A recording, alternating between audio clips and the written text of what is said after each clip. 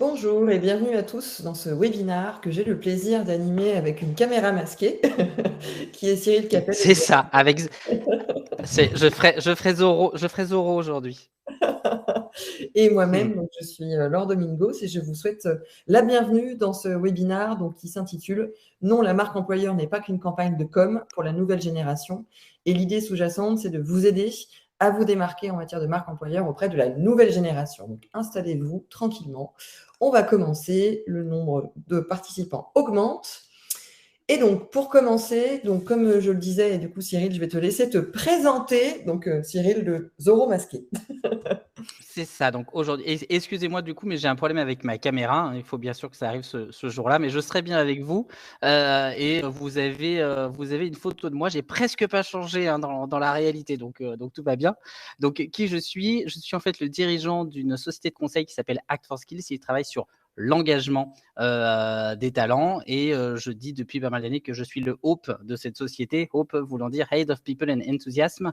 C'est un acronyme que j'ai créé. C'est l'avantage de créer une entreprise, c'est qu'on se crée son propre poste. Et donc, j'explique que la raison d'être de mon poste, c'est de travailler autour de l'enthousiasme de mes propres collaborateurs, mais aussi des collaborateurs des entreprises avec lesquelles je travaille, puisque le plaisir favorise l'engagement qui favorise la performance. Voilà, j'en dis pas plus, puisque l'idée, c'est de pouvoir échanger aujourd'hui sur le sujet qui nous anime. Tout à fait. Et donc, Laure Domingo, je suis la directrice conseil de l'agence de communication RH CCLD Média RH. On fait partie du groupe Actual et du groupe CCLD et on intervient sur le concept de recrutement augmenté, donc pour pouvoir mieux attirer, recruter et mieux engager les talents. Alors, c'est parti. Déjà, pour commencer, un petit état des lieux. Le travail en 2030, ça va être pour la génération Z. En fait, la génération Z va représenter 30% de la force active en 2030. Et plusieurs études, et c'est une étude de LinkedIn, ont mis en évidence que le travail en 2030 pour la génération Z, ce serait deux sujets, la flexibilité comme un incontournable et l'équilibre vie pro-vie perso comme un désir absolument sur lequel ils sont complètement intransigeants. Ok, une fois qu'on s'est dit ça, on va aller un peu plus dans le détail et notamment sur notre lecture de cette génération, cette nouvelle génération, donc pour faire large, les 18-35 ans. Et cette génération, elle est paradoxale. Ce qui est assez étonnant sur cette génération, c'est que c'est moi d'abord, et d'ailleurs il y a un dernier magazine pour les femmes qui lisent les magazines type Biba, qui a intitulé son magazine Moi d'abord, donc on est vraiment dans cet état d'esprit. Et ce qui est paradoxal, c'est que c'est moi d'abord dans un collectif. C'est-à-dire que la Covid a fait en sorte que les liens se sont délités, et même si on aspire chacun, et notamment la nouvelle génération, à être dans le moi d'abord, ils ont l'objectif et l'envie d'être aussi intégrés dans un collectif, quel qu'il soit, que ce soit à distance ou en physique. Donc c'est une génération paradoxale. C'est aussi une génération qui est prise entre deux feux. Cette photo l'illustre plutôt bien. On est globalement sur une logique intergénérationnelle où 4 générations se confrontent aujourd'hui au travail et vivent ensemble. Et donc cette nouvelle génération est prise entre deux feux, puisqu'elle est connectée au monde, elle reste engagée sur des sujets qui lui tiennent à cœur, mais pour autant, elle est inquiète et assez déstabilisée par rapport à l'environnement incertain dans lequel nous sommes. Cette nouvelle génération, elle est aussi instantanée. Et là encore, cette image illustre bien, elle est instantanée puisque les aides principalement ont grandi avec un accès illimité, instantané à l'information et qui ne s'arrête jamais. Et c'est aussi un des premiers lieux d'expression, on le voit avec les réseaux sociaux, où dès que quelque chose les contrarie ou ne leur convient pas, ils s'expriment plus facilement que les générations précédentes. Donc on est vraiment sur une nouvelle génération qui a ses codes et dans lesquels il est intéressant de travailler et d'affiner un peu le sujet pour voir réellement ce qui les anime. On profite et vous voyez normalement un call to action, donc un appel à l'action, s'inscrire sur votre écran où vous allez pouvoir recevoir le baromètre si vous répondez au petit formulaire qui va s'afficher donc tout au long de la présentation et du webinaire. On profite effectivement de cette prise de parole sur la nouvelle génération et la com employeur pour lancer notre 7e édition de notre baromètre RH candidat. C'est la petite image que vous voyez ici, que je vais avoir le plaisir de lancer en début de semaine prochaine sous format magazine. Et donc, vous allez avoir la possibilité, au travers de tout ce qu'on va vous raconter, de pouvoir le précommander pour le recevoir en exclusivité et poursuivre les discussions à l'issue de ce webinaire avec grand plaisir. Cette étude candidat, ce baromètre, on le mène maintenant depuis cette édition, depuis avril 2020. Et là, c'est 530 candidats qui ont été interrogés, 140 RH et 70 managers. Et donc, principalement pour ce webinaire, on est allé s'intéresser à ce que ces candidats, ces collaborateurs en poste sur cette nouvelle génération nous disent. Sur le premier constat, ils nous disent qu'ils ont des difficultés par rapport à l'emploi. Ces difficultés sont au nombre de 3. La première, c'est qu'ils considèrent qu'il y a un volume d'offres d'emploi trop important. Évidemment, Indeed a encore publié ces chiffres encore récemment. On est sur un niveau de volume d'offres d'emploi qui n'a jamais été atteint. C'est en constante augmentation. Rien que sur l'année 2022, on était à plus de 10 millions d'offres d'emploi qui étaient publiées. Le deuxième sujet, c'est qu'ils ne trouvent pas, en tout cas, ils ne postulent pas, ils ont du mal, puisque pour eux, ils ne trouvent pas de projets qui sortent du lot et qui donnent vraiment envie. Et enfin, ce qui est intéressant et ce qui doit certainement faire écho à ce que vous devez vivre sur la partie RH, mais aussi managériale, c'est qu'ils rencontrent des difficultés à communiquer avec les recruteurs. Comme quoi, a priori, ce webinaire a du sens, puisque l'objectif, c'est de pouvoir décoder ces codes pour pouvoir mieux communiquer avec eux. N'hésitez pas, je fais une petite parenthèse. Vous avez le chat, vous pouvez évidemment poser toutes vos questions. On y répondra avec plaisir. Le deuxième sujet, en tout cas dans les constats qu'on peut réaliser, c'est que plus que la rémunération, plus que le sujet de la rémunération, une des préoccupations principales de la nouvelle génération, c'est la transparence. Et ces quelques chiffres nous donnent un peu le tournis, mais pour autant, ils sont nécessaires. Le premier sujet issu de notre baromètre, c'est que une personne de 18 à 35 ans sur 2 estime qu'elle est sous-payée. En deuxième, et c'est pour ça qu'on parle de transparence, 96% des 18-35 ans estiment qu'une offre d'emploi doit contenir la rémunération pour être attractive. Et on vous a mis entre parenthèses ce que le panel de notre 7e édition nous a dit, c'est 89% des candidats interrogés qui nous disent qu'ils ont besoin de la rémunération pour que l'offre d'emploi soit attractive. Donc on est à plus 7 points pour la nouvelle génération des 18-35 ans, ce qui est énorme. Et enfin, une étude ICMS qui nous dit que 44% des jeunes diplômés ne postuleraient pas si le salaire n'était pas mentionné dans l'offre. Quand on lit cette diapositive, on se dit, ouais, ok, c'est qu'un sujet de rémunération, mais pas que. Le sujet sous-jacent, c'est vraiment la transparence. Ils ont besoin, comme quand on va acheter un bien immobilier, de savoir dès le démarrage à quoi on s'attend et quelle rémunération on a dans l'offre d'emploi. Et ce sujet de la transparence est un sujet réellement européen. Autre constat dans notre baromètre RH, c'est que plus que l'expérience, ce qu'ils veulent, c'est leur expérience, une expérience candidat qui leur soit singulière et même une expérience collaborateur qui leur ressemble. Quand on parle d'expérience candidat, et ce sont des chiffres qui nous tiennent à cœur, on se dit que globalement, l'expérience candidat, ça passe aussi par les process de recrutement. Évidemment, la marque employeur, c'est ce qui vient avant, mais ça a aussi un impact dans la manière dont on présente les choses, notamment dans une offre d'emploi quand on parle du process de recrutement. Plus que l'expérience, mon expérience, pourquoi on dit ça? C'est que d'après notre étude, pour cette génération 18-35 ans, c'est 3 entretiens maximum, pas un de plus. Au-delà de ce nombre d'entretiens, on a une déperdition de près de 70% de personnes qui nous disent que globalement, elles abandonnent le process de recrutement parce qu'il est jugé trop long. Et cet élément est très important, puisqu'on l'a dit préalablement, cette génération est dans l'instantané. Donc l'idée, c'est qu'elle puisse se faire, l'idée, c'est le cas de le dire, en 3 entretiens de ce qu'est l'entreprise, de ce que propose le projet et comment est incarné le projet et les valeurs, on y reviendra tout à l'heure, par les managers et les RH. Le troisième sujet de notre constat, et du coup ça va également vous donner des billes à vos réflexions certainement actuelles, c'est que pour cette génération des 18-35 ans, c'est toujours issu de notre baromètre, plus que du sens, ils veulent de l'utilité. Pourquoi on dit ça? Puisqu'ils nous disent à 86% qu'ils considèrent que le fait de travailler leur permet de se sentir utile à la société. 87% des 18-35 ans quitteraient leur travail pour un travail qui ait plus de sens, et c'est plus 15 points versus notre panel. Donc le sujet du sens est vraiment au cœur du sujet. Ensuite, parce qu'on aime bien aller au-delà des concepts et au-delà de grandes phrases, on leur a posé la question, mais en fait le sens, ça veut dire quoi pour vous? Et le sens, il y a 3 sujets. L'utilité, les valeurs et l'épanouissement. Le sens pour eux, c'est le fait de se sentir utile pour eux en tant que personne, pour l'entreprise dans laquelle ils travaillent et pour la société, le monde au sens plus large. Les valeurs, on y reviendra tout à l'heure, mais ces candidats considèrent que si ils ne ressentent pas, en tout cas que les valeurs de l'entreprise qui sont incarnées ne sont pas les leurs, ils n'iront pas plus loin dans le process de recrutement et plus largement sur la partie marque employeur. Enfin, l'épanouissement, ça revient à l'équilibre vie pro, vie perso, est très important pour eux. Donc, ce que ça veut dire, c'est que la marque employeur ne doit pas être qu'une campagne de communication où on parle d'un beau projet. On doit aller au-delà des concepts et apporter des preuves de ce que vous êtes en capacité de leur proposer autour de l'utilité, des valeurs et de leur épanouissement.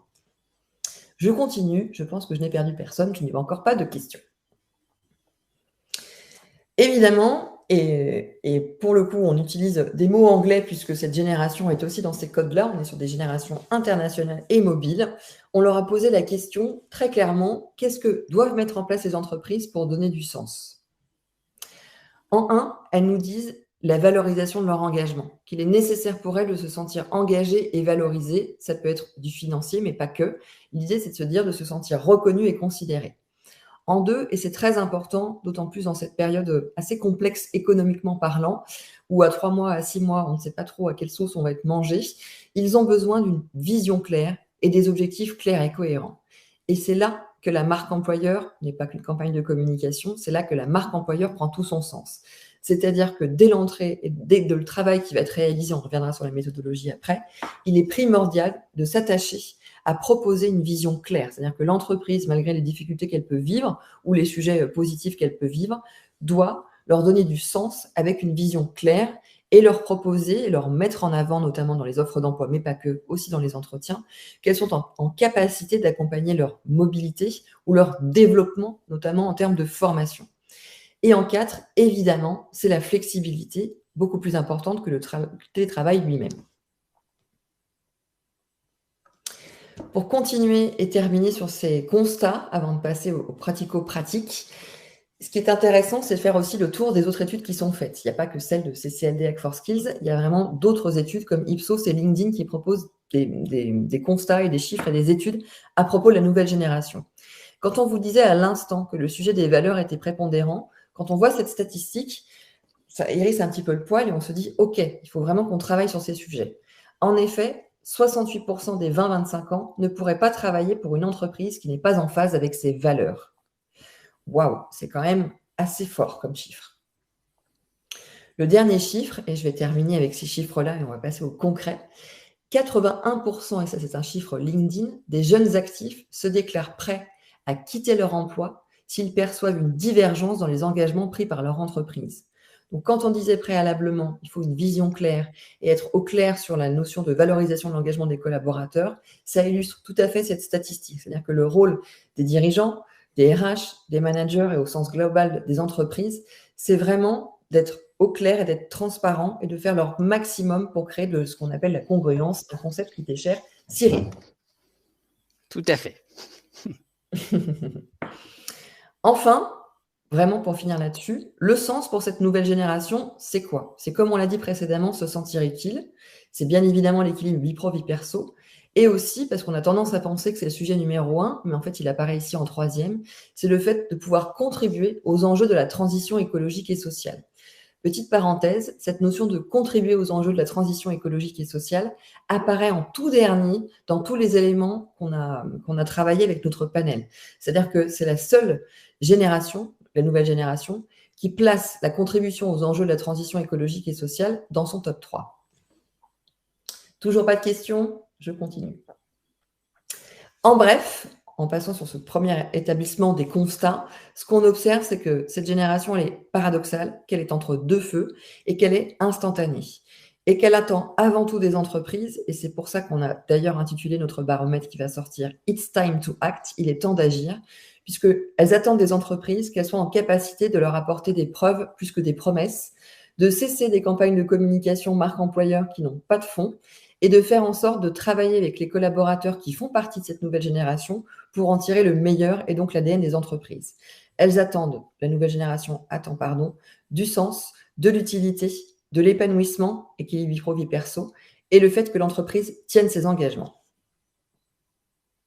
Ok, alors vous vous dites, ok, mais moi, je veux bien travailler sur la marque employeur et sur la nouvelle génération, mais globalement, est-ce que c'est vraiment l'enjeu du moment? Alors, il y a un petit sondage que j'ai prévu sur la fin. Donc, du coup, je vais vous annoncer un chiffre. Est-ce que vous connaissez le pourcentage de RH en entreprise qui sont dans un projet de marque employeur et qui comptent s'engager? le chat n'est pas très actif, mais je sais que vous êtes derrière votre ordi et que vous dites quel est ce chiffre, et que vous dites certainement que vous faites partie. 77% des RH qu'on a interrogés considèrent que la marque employeur est une priorité pour cette fin d'année 2023 et qu'ils doivent avancer. Les sujets de difficulté pour les RH qui nous sont partagés par rapport à la marque employeur, c'est que bien souvent, ils ne savent pas par où commencer, qu'ils ont besoin d'embarquer les codires et que globalement, ils ont un peu de mal à y voir clair par rapport à tout ce qu'il faut faire et pour pouvoir se différencier et vraiment créer cette préférence. Donc, la deuxième partie et dernière partie de ce webinaire va être autour justement des actions qui peuvent être mises en œuvre, notamment pour que la marque employeur ne soit pas qu'une campagne de communication.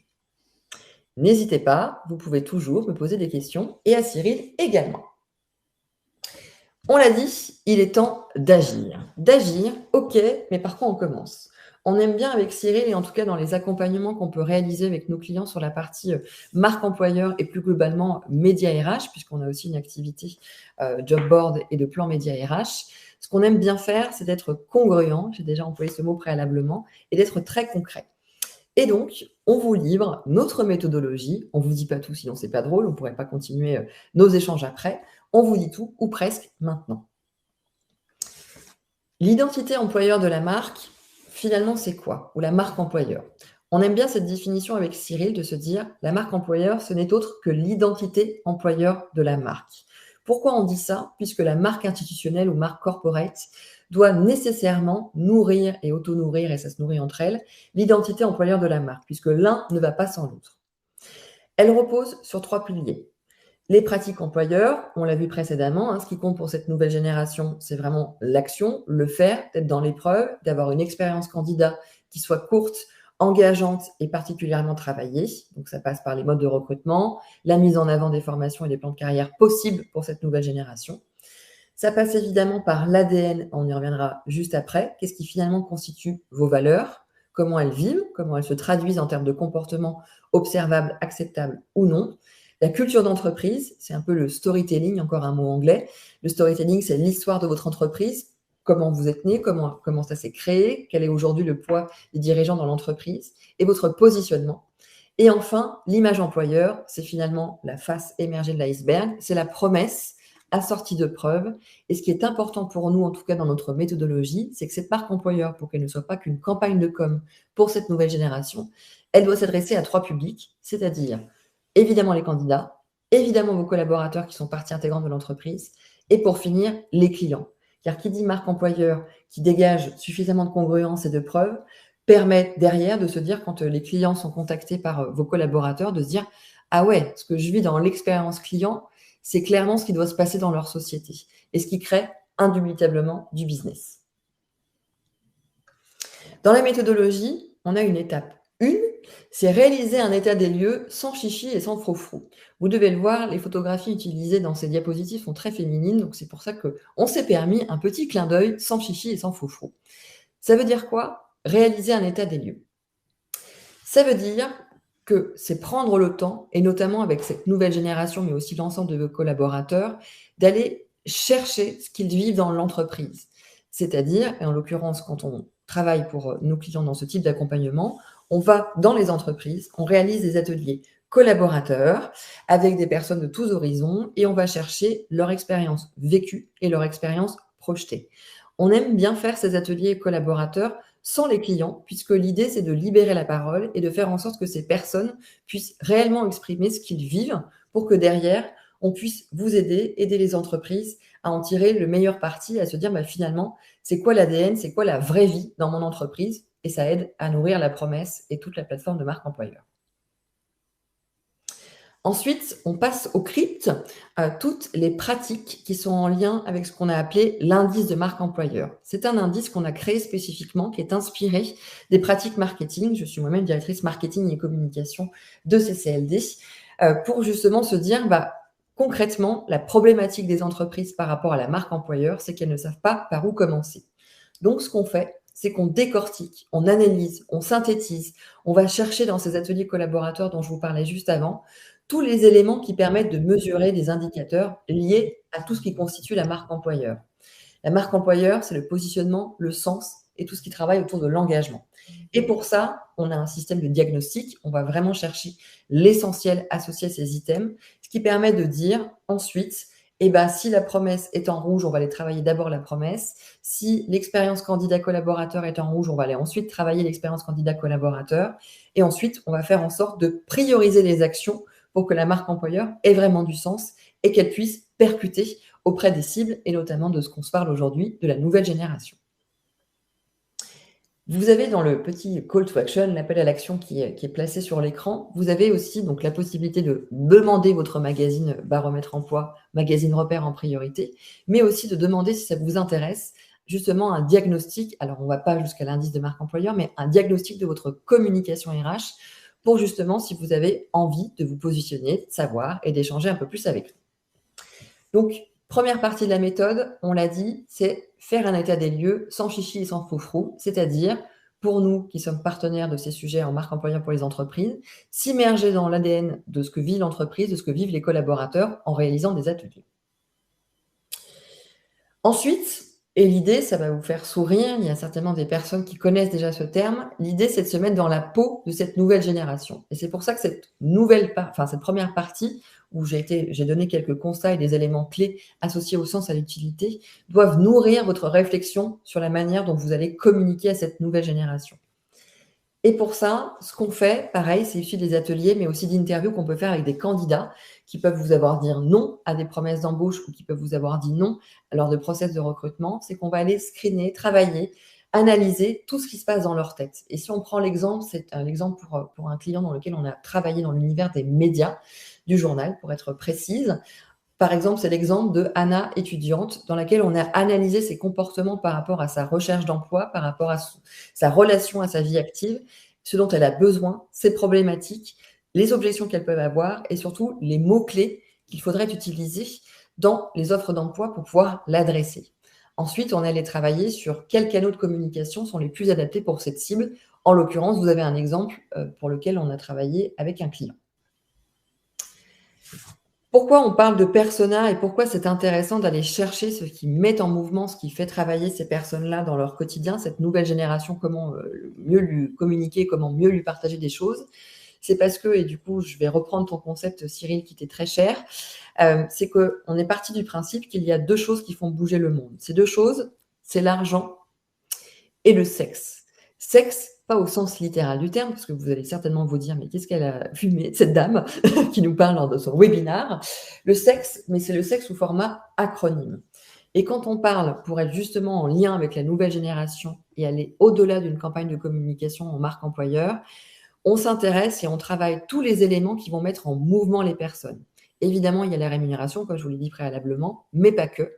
Et donc, cet acronyme SEX, qui ne s'écrit non pas S-E-X-E, mais S-E-2-C-C-S, ça permet de mettre en évidence qu'il y a des facteurs rationnels et irrationnels qui mettent en mouvement. Globalement, la plupart des entreprises, quand elles travaillent sur des campagnes de marque employeur auprès de la nouvelle génération, elles sont plutôt sur les facteurs rationnels, les trois premières lettres. Le S de sécurité, le E de économie et le C de confort. Et l'idée, pour faire la différence, c'est de travailler sur les deux dernières lettres, notamment auprès de la nouvelle génération, et pas que sont la considération et le sentiment.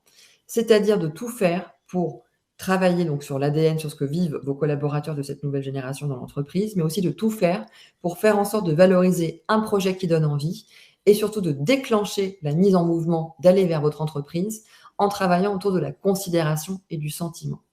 Et il y a notamment quelque chose qui est clé en matière d'expérience candidat, c'est l'entretien lui-même avec les managers et les RH qui doit s'orienter autour de la considération et du sentiment. N'oubliez pas, on a parlé d'une génération, moi d'abord, paradoxale, puisqu'elle aime aussi le collectif. Donc, elle a besoin de se rendre compte, notamment lors des entretiens, que les valeurs qu'elle vit sont les mêmes que les valeurs de l'entreprise. En 3, pour finir sur cette méthodologie, et ensuite on reviendra spécifiquement sur des astuces liées à la nouvelle génération, c'est définir les contours de votre identité employeur. Dans notre méthodologie, on a vu les quelques étapes. On a vu la première étape qui est de réaliser des ateliers collaborateurs, un état des lieux et un indice de marque employeur. La deuxième étape, de savoir à qui vous allez vous adresser en travaillant les personas. La troisième étape, c'est grâce au tout le travail réalisé préalablement, on arrive à travailler le fond du sujet, le fameux projet qui donne envie. Comment ? en vous aidant à signifier, à écrire, à traduire les éléments de langage qui vont constituer votre plateforme de marque employeur. Cette plateforme de marque employeur, c'est 5 éléments clés. On commence par le bas de la pile, c'est la vision, le je vois. On vous aide à travers notre méthodologie à justement être au clair sur comment vous vous voyez, vous, dans votre environnement, dans votre marché, mais aussi comment vous vous voyez versus vos talents, vos collaborateurs que vous voulez intégrer dans l'entreprise. En 2, c'est la mission, le je fais. On l'a vu préalablement, ce qui est très important pour cette nouvelle génération, c'est de se dire qu'on est dans l'action, dans le faire, dans l'épreuve, et plus que de la promesse. En 3, c'est ce que vous dites, effectivement, cette promesse qui vit aussi avec la mission et la notion de preuve. En 4, qui est un sujet numéro 1 pour cette nouvelle génération, c'est les valeurs, celles que vous incarnez. Et tout ça constitue et nous aide à vous aider à proposer une signature. Une signature, c'est ce que vous êtes et c'est ce que vous allez afficher sur l'ensemble de votre site carrière, de vos offres d'emploi et globalement ce que vous allez porter auprès des managers, des RH, bref, à tous ceux qui recrutent et bien entendu vos collaborateurs pour savoir si cette promesse leur correspond réellement. La dernière partie, c'est de se dire, comme on l'a dit en tout début, c'est de se dire pour incarner, il faut garder en tête que cette marque employeur, pour n'être pas qu'une campagne de communication, doit vraiment s'orienter autour des collaborateurs, des candidats et des clients. C'est votre culture d'entreprise, c'est votre caractère, la personnalité de l'entreprise, c'est ce qui est connu, vu et perçu par les collaborateurs, les clients et les candidats. En gros, la marque employeur, si on ne veut pas que ce soit qu'une campagne de communication pour la nouvelle génération, ça doit être un mix et une valorisation, une mise en avant de votre caractère, du caractère de l'entreprise et de sa personnalité. Parce que c'est clairement ce qui rend votre entreprise unique et singulière et ce qui vous permettra de faire la différence et de créer la préférence auprès de cette nouvelle génération et pas que, puisque l'idée, c'est aussi de s'adresser au plus grand nombre, en tout cas aux talents que vous voulez retrouver dans votre entreprise. Hop, pardon, j'avais pas vu. Cyril, tu as rajouté des slides.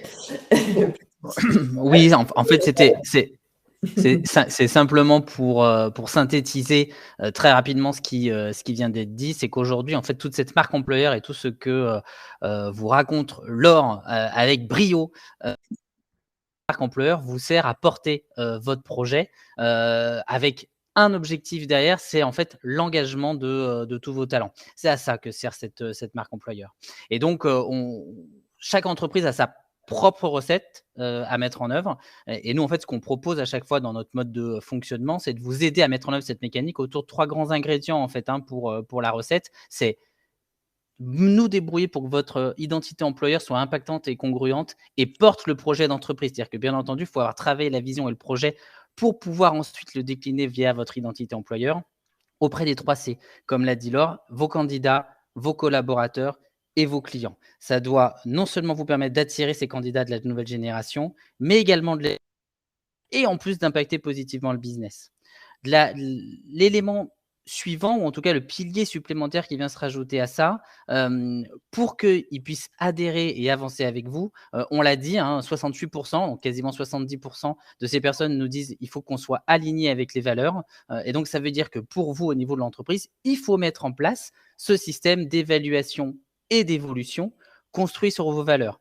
Et donc, pour ça, en fait, ce qu'on propose à chaque fois au niveau des mécanique à mettre en œuvre sur les marques employeurs, c'est de dire on va partir de vos valeurs, on va les traduire en 2 types de comportements. Quels sont les comportements dits à développer? Quels sont les comportements dits écrire au niveau de l'entreprise de manière à pouvoir évaluer les personnes et évaluer de manière naturelle les personnes quand ils vont intégrer l'entreprise et de manière aussi à faire évoluer les personnes qui, a priori, sur le papier au départ, correspondent à l'ADN, au socle de votre entreprise. Et enfin, le 3e niveau par rapport à ça, toujours sur votre marque employeur, c'est de s'assurer que vos managers, vos leaders, ont réussi à s'approprier. Et ça, c'est pas simple. Là, c'est facile parce qu'on vous l'explique de cette manière-là.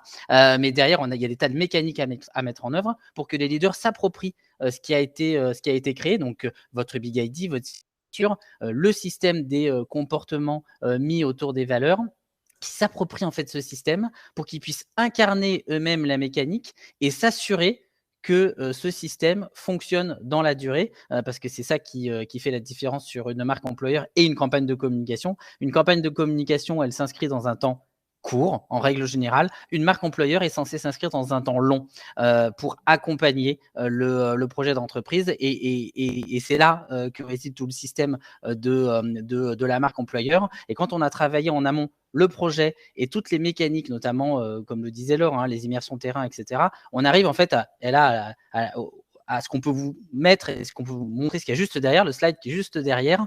En fait, l'idée de tout ça, c'est de se dire, une fois qu'on a travaillé ce système, on l'a simplifié au maximum, on a une information qui est très claire, qui est très transparente, et c'est ce qu'attendent aujourd'hui les collaborateurs, hein, le côté authentique. Et ensuite, les mots, et j'ai envie de dire les éléments de langage et tout ce qui est visuel, arrive à être une conclusion assez facile et se décline de manière assez évidente sur tout ce qu'on a mis. Et donc, la phrase qu'on vous a écrite ici, elle date du XVIIe siècle, hein, donc c'est pas nouveau ce qu'on est en train de vous raconter. Simplement, on l'a adapté au fur et à mesure du temps pour que ça fonctionne et que ça engage vos talents dans la durée.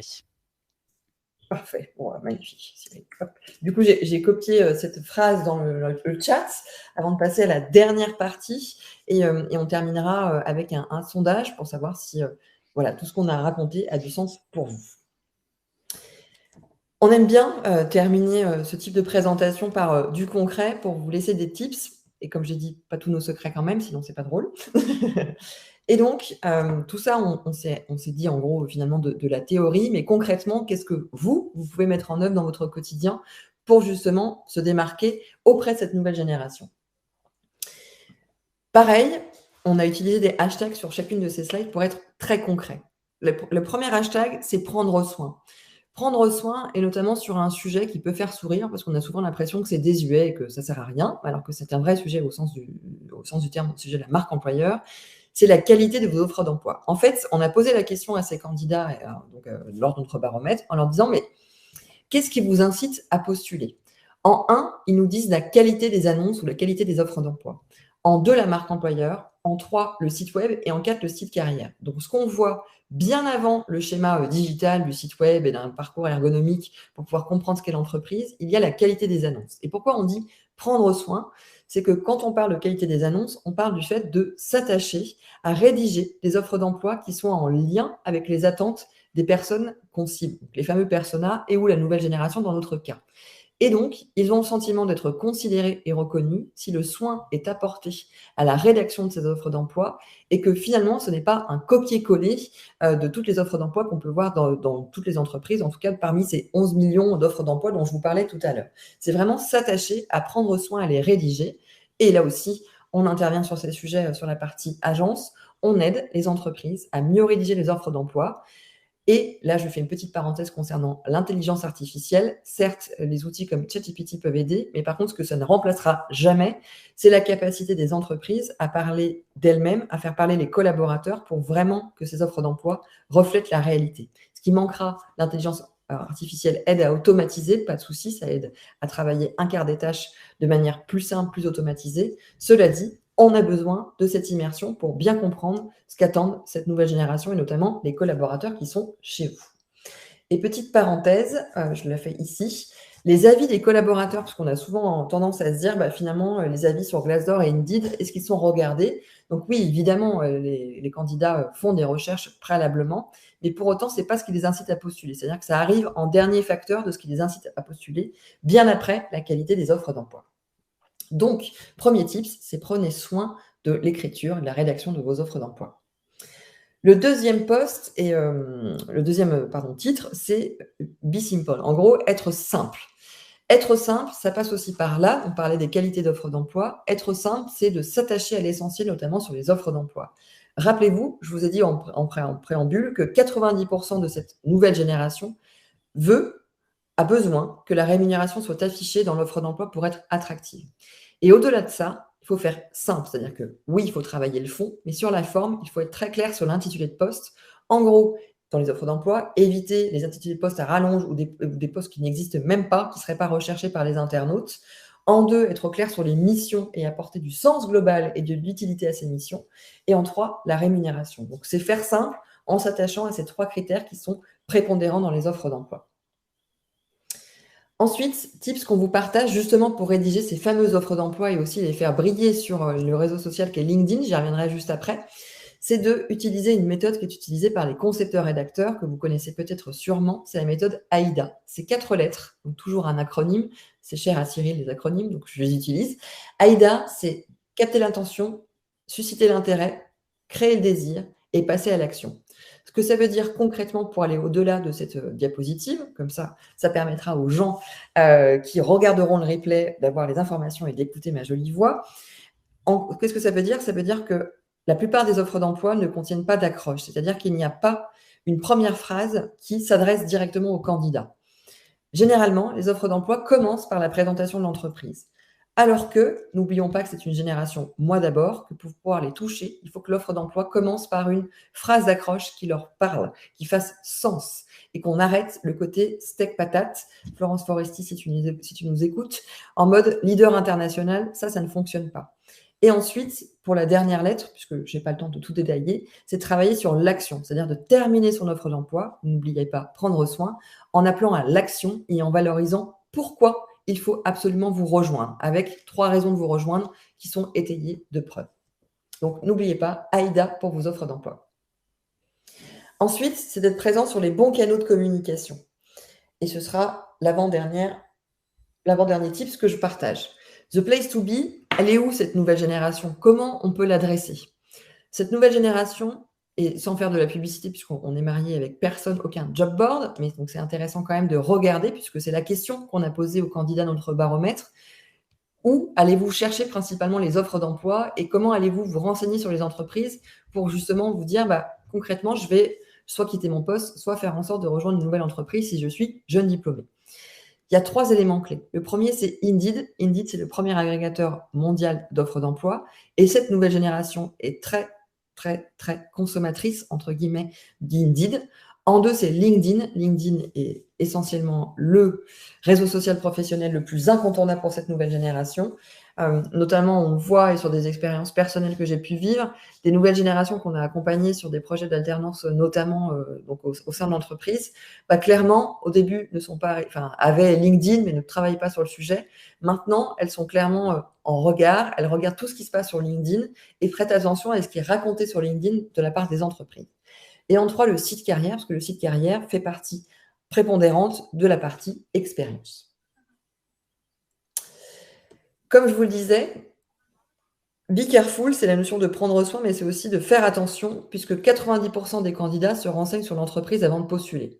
Cette stat, c'est une stat qui est connue, qui en règle générale est suivie, mais j'ai participé hier à un événement organisé par MyRHline, et seulement 4 entreprises sur 10 vérifient leur e-réputation sur Internet. Vérifient que les avis sur une Glassdoor ou Indeed, on y répond.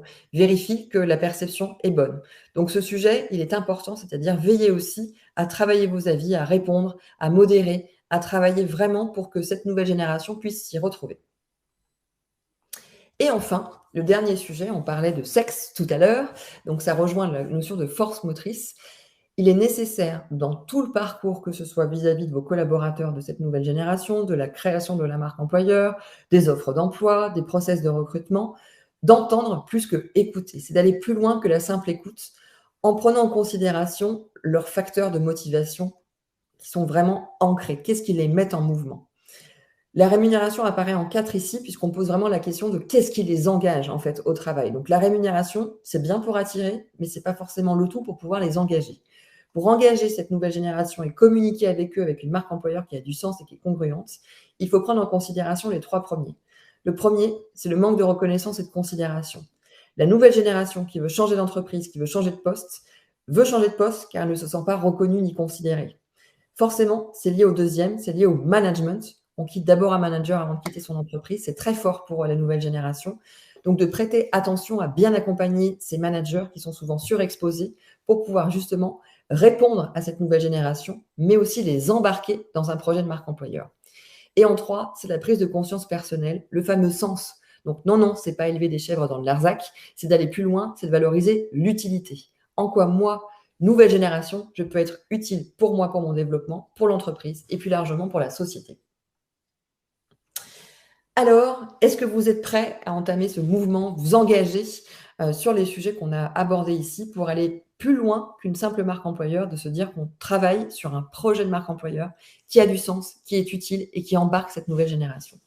Pour ça, pour vérifier, je lance tout de suite le sondage et n'hésitez pas, il nous reste 5-6 minutes si vous avez des questions. Alors, j'ouvre les votes sur une première question. Est-ce que tout ce qu'on vous a raconté jusqu'à maintenant fait sens pour vous?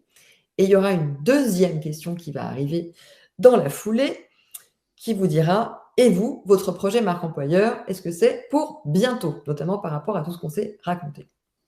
Donc, le premier sondage est en ligne. Ce qu'on vous a partagé fait-il sens pour vous? Et forcément, on a un petit peu peur avec Cyril que le résultat ne soit pas là.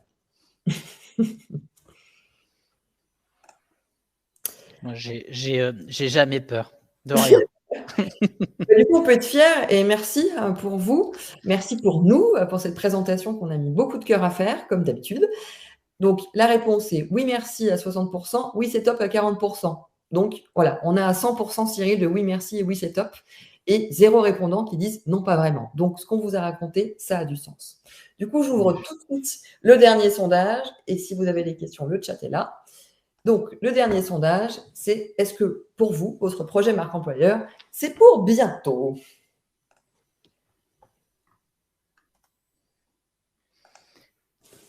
Et s'il n'y a pas de questions, moi je réagirais bien sur quelque chose, en tout cas un rappel que j'aimerais refaire passer, parce qu'on entend aujourd'hui beaucoup d'éléments autour de la rémunération, et ça fait quand même quelques années que je me bats par rapport à cette question-là.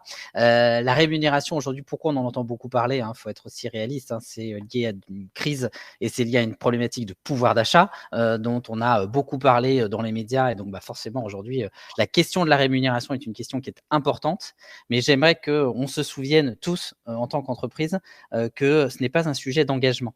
La rémunération est un facteur de frustration et de désengagement, mais pas un facteur d'engagement. À partir du moment où en fait on donne une rémunération à un certain niveau à une personne, elle va très vite s'habituer en fait à ce niveau de rémunération et donc sera frustrée à un moment donné de toute façon et attendra supérieure. On considère aujourd'hui qu'une augmentation de rémunération ou l'obtention d'une rémunération qui, a priori, satisfait une personne est engageante sur une durée de 4 mois maximum. Donc il nous faut et il vous faut travailler sur d'autres sujets d'engagement que la rémunération, même si la rémunération est un facteur dit sécuritaire pour le coup. Et si vous êtes en dessous du marché, vous créez une frustration et donc vous créez un désengagement de la part de votre collaborateur. Mais vous ne pouvez pas penser qu'avec la rémunération, vous pourrez engager des personnes dans la durée. Voilà, pour moi, c'est un sujet qui était important de repréciser dans le cadre de notre communication et de ce qu'on s'est raconté aujourd'hui et de dire que vous ne devez pas avoir non plus honte des rémunérations que vous proposez, puisque de toute façon, dans les semaines, les mois qui viennent, ça va devenir obligatoire de les mettre en avant sur toutes les annonces de la quasi-totalité des job boards. Tout à fait. Merci Cyril pour ce sujet. On n'a pas d'autres questions. Merci d'avoir répondu au sondage sur la partie est-ce que votre projet marque employeur est pour bientôt? A priori, oui. Vous avez les résultats qui se sont affichés. On vous remercie. Vous avez ici nos photos et nos noms. On est bien évidemment connectés sur LinkedIn. Donc, n'hésitez pas si vous souhaitez approfondir les échanges, puisque c'est vrai que 45 minutes, c'est court pour aborder ces sujets. N'hésitez pas vraiment à vous connecter avec nous et normalement, vous recevrez le magazine, le baromètre RH dont je vous parlais en préambule prochainement, donc probablement au début de semaine prochaine. Merci à tous pour votre participation. On vous souhaite une bonne fin de journée, de vendredi et un bon week-end. Merci beaucoup.